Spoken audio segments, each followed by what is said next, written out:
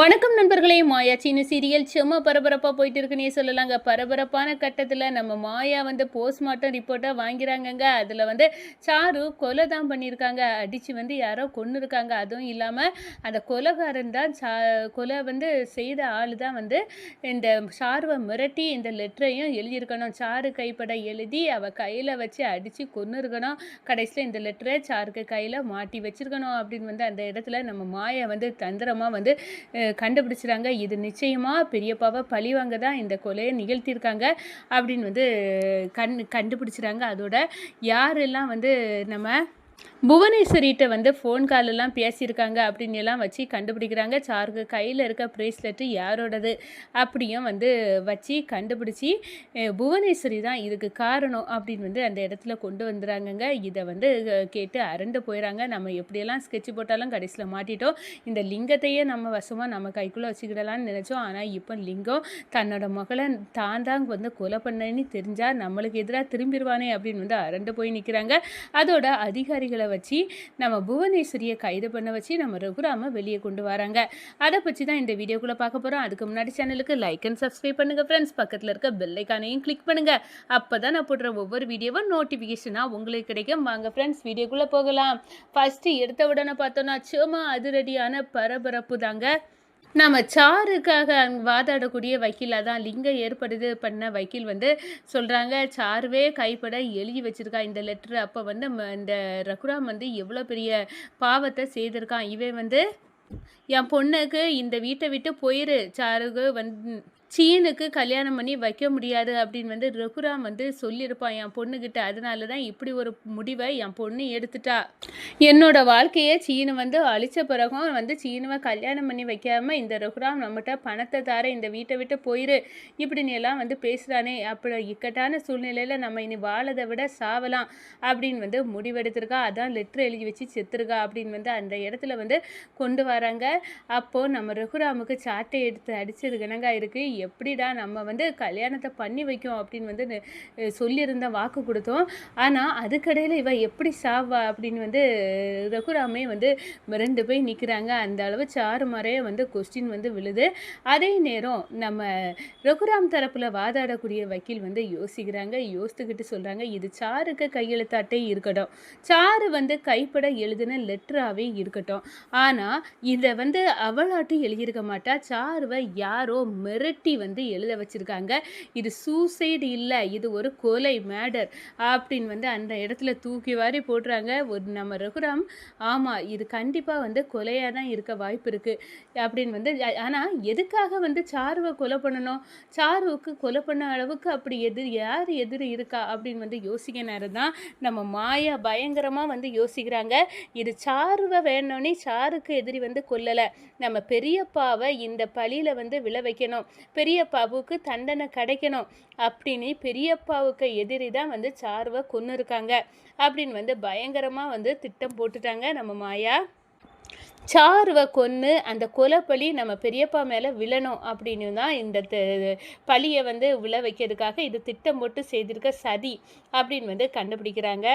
Police ஸ்டேஷனுக்கு போய் நம்ம சாருவோட போஸ்ட்மார்ட்டம் ரிப்போர்ட்டை வாங்கிட்டு வரணும் அப்படின்னு வந்து நம்ம மாயா வந்து நினைக்க நேரம் மகாலிங்கத்தை வச்சு நம்ம புவனேஸ்வரி தடுக்கிறாங்க. இவா எதுக்கு உன்னோட பொண்ணோட போஸ்ட்மார்ட்டம் ரிப்போர்ட்டை வாங்கின லிங்கம், இதை கொடுக்கக்கூடாதுன்னு சொல்லு அப்படின்னு வந்து சொல்ல நேரம் அதிகாரிகள்கிட்ட போய் சொல்கிறாங்க, லிங்கம் இந்த போஸ்ட்மார்ட்டம் ரிப்போர்ட்டு என் பொண்ணோடது, இந்த மாயா கையில் கொடுக்கக்கூடாது, அவளுக்கு எந்த இதுவும் இந்த வாங்கக்கூடிய அதிகாரம் கிடையாது அப்படின்னு வந்து சொல்ல நேரம் யார் கேட்டாலும் இந்த போஸ்ட்மார்ட் ரிப்போர்ட்டை கொடுக்கணும், அதுதான் எங்கள் டியூட்டி, நாங்கள் வந்து இதை கொடுக்காட்டினா அவங்க எங்களை எதிர்த்து கேஸ் வேற போடலாம், ஃபைல் பண்ணக்கூடிய லெவலுக்கு வர கொண்டு போகலாம், எங்களுக்கு வேலையே போயிடும், யார் கேட்டாலும் ரிப்போர்ட்டை கொடுக்கணும், அதனால நாங்கள் கொடுத்தே ஆகும், உங்களோட சண்டையெல்லாம் நீங்கள் வேற எங்கேயும் கொண்டு வச்சுக்கிடுங்க அப்படின்னு வந்து அந்த இடத்துல வந்து சொல்லி விடுறாங்க.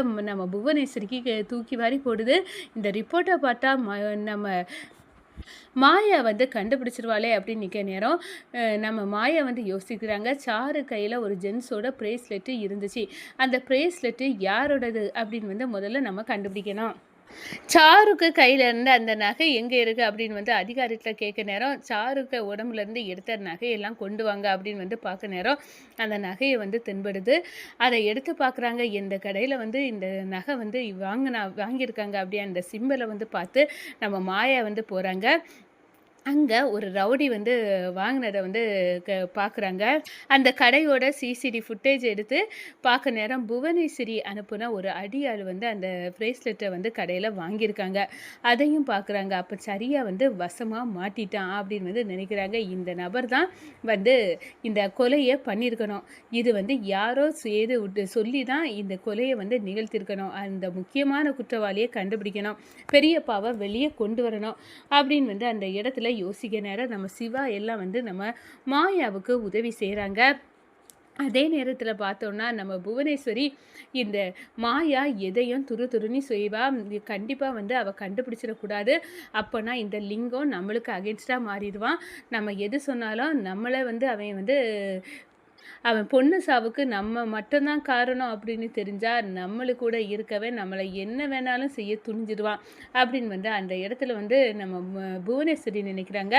அவன் மட்டும் நம்ம கைக்குள்ளே இருக்கிறது வரைக்கும் தான் நம்ம வந்து ரகுராம் குடும்பத்தை பழிவாங்க முடியும். இல்லாட்டா இந்த லிங்கம் நம்ம குடும்பத்தை பழிவாங்க வந்துடுவான் அப்படின்னு வந்து அந்த இடத்துல புவனேஸ்வரி நினைக்க நேரம் சாருவோட மரணத்தை வச்சு நம்ம ரகுராம் குடும்பத்தை பழி வாங்கிடலான்னு நினைச்சோம்.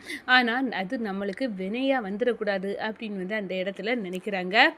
அடுத்ததாக வந்து கேஸ் வந்து வருது ஹியரிங் கோர்ட்டில். அந்த நேரத்தில் தான் நம்ம மாயா அந்த பிரேஸ்லெட்டை வாங்குகிற அந்த நபரை வந்து சட்டையை முறித்து கூட்டிகிட்டு வாங்குறாங்க கோர்ட்டுக்கு. அப்போது தான் உண்மையை வந்து வர சொல்ல வைக்கிறாங்க அந்த நபரோட வாயிலிருந்து. அப்போ தான் இது புவனேஸ்வரி தான் இந்த சார்வை வந்து கொலை செய்யறதுக்கு காரணம். அவங்க தான் வந்து எங்களை தூண்டி விட்டு கொல்லுங்க, அவளை கொன்னாதான் வந்து எங்களுக்கு அவளை கொல்ல அனுப்புனதே இந்த புவனேஸ்வரி தான் அப்படின்னு வந்து அந்த இடத்துல சொல்லிடுறாங்கங்க. இதை கேட்டதும் புவனேஸ்வரி அப்படியே வந்து அரண்டு போகிறாங்க. நம்ம லிங்கம் நான் வந்து என் பொண்ணுக்கு நல்லா செய்வீங்க, எனக்கு நல்லா செய்வீங்க, நீ உங்களையே வந்து சுற்றி சுற்றி வந்தேனே, இந்த ரகுராம் சகலை அவர் என்ன நன்மை செய்தாலும் அதெல்லாம் வந்து வேண்டாம், நீங்கள் தான் எனக்கு தெய்வம்னு நினச்சேன், ஆனால் இப்படி எனக்கு செய்துட்டியலே அப்படின்னு வந்து அந்த இடத்துல சொல்கிறாங்க. இனி ரகுராம் உங்களுக்கு எதிரி இல்லை, நான் தான் எதிரி அப்படின்னு வந்து அந்த இடத்துல வந்து நிற்கிறாங்க. அதோட நம்ம ரகுராமை பார்த்து கையெடுத்து கும்பிடாரு லிங்கம். இந்த பாருங்க சகலை, நீங்கள் என் மகளுக்கு வந்து நன்மை தான் செய்தீங்க, ஆனால் அதெல்லாம் நான் புரிஞ்சுக்கிடாமல் இந்த புவனேஸ்வரி கூட சேர்ந்து நான் உங்களுக்கு வந்து என்னென்ன தீமை உண்டோ எல்லாத்தையும் பண்ணினேன். கடைசியில் புவனேஸ்வரி நான் அவள் கூட சேர்ந்து எல்லாம் செய்தாலும் அவள் என் பொண்ணுக உயிரை வந்து எடுத்தே உங்களை பழி வாங்கணும்னு நினச்சிட்டா, என்னை மன்னிச்சிடுங்க சகலை அப்படின்னு வந்து அந்த இடத்துல நினைக்கிறாங்க. அதோட பார்த்தோம்னா நம்ம பத்மா வந்து நம்ம மாயா வந்து என் மகனை இப்போ வெளியே கொண்டு வந்துட்டா. இப்போ மாயா வாதாடட்டுனா அவள் வந்து கண்டுபிடிச்சதுனால தான் இப்போ என் பையன் வந்து வெளியே கொண்டு வர முடிஞ்சு. நம்ம இந்த வீட்டை விட்டு மாயாவை விரட்டணும், மாயா இடத்துக்கு சாரு கொண்டு வரணும் அப்படின்னு எல்லாம் நினச்சோம். ஆனால் நம்ம பையனை எவ்வளோ தூரம் இவ வந்து வெளியே கொண்டு வரணும்னு முயற்சி செய்து வெளியே கொண்டு வந்திருக்கா. இந்த புவனேஸ்வரி பட்ட ஆளால் இப்படியெல்லாம் நடந்து போச்சு அப்படின்னு வந்து அந்த இடத்துல நம்ம பத்மாவும் நினைக்கிறாங்க. அதோட ரகுராம் வந்து மாயாவை மகளாக வந்து ஏற்றுக்கிட்டாங்கங்க. வணக்கம்.